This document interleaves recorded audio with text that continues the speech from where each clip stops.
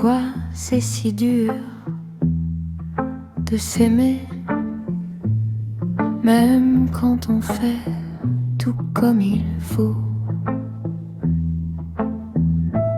J'ai coché les cases, j'ai suivi la ligne, j'ai appris à sourire quand on m'a dit que ça irait.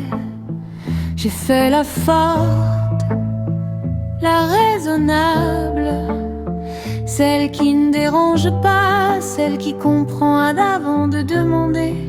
Mais le miroir me regarde comme s'il savait que quelque chose en moi n'a jamais appris à rester. On m'a appris très tôt à mériter l'amour, à être sage pour être aimé, à me taire pour être gardé. Alors j'ai grandi en devenant utile, pas essentielle, présente, mais remplaçable.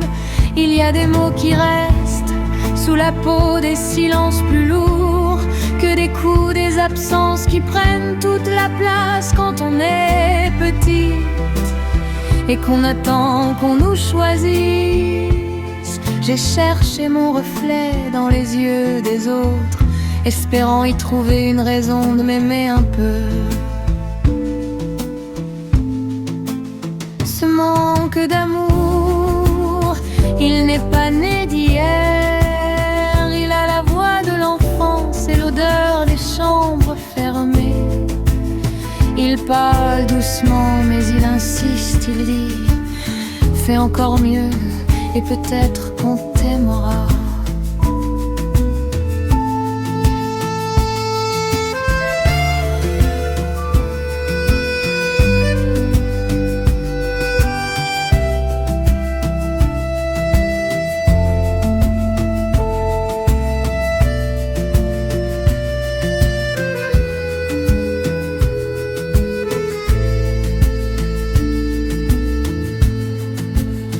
Aujourd'hui encore, je sais donner, je sais comprendre, je sais pardonner, mais quand il s'agit de moi, je deviens étrangère, je demande la permission d'exister entière.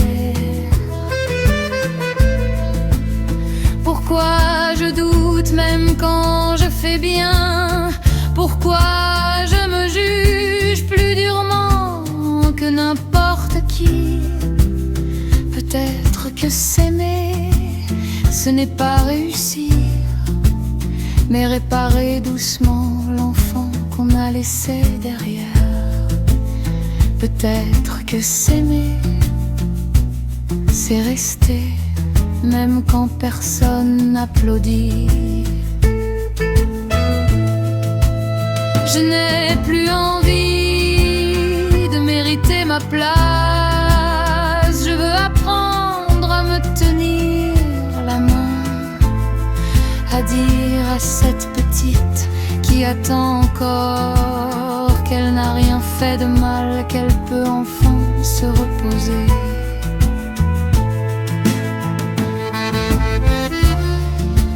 C'est difficile de s'aimer.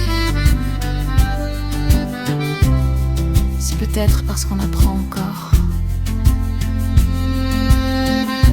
Comment on aurait dû l'être dès le début.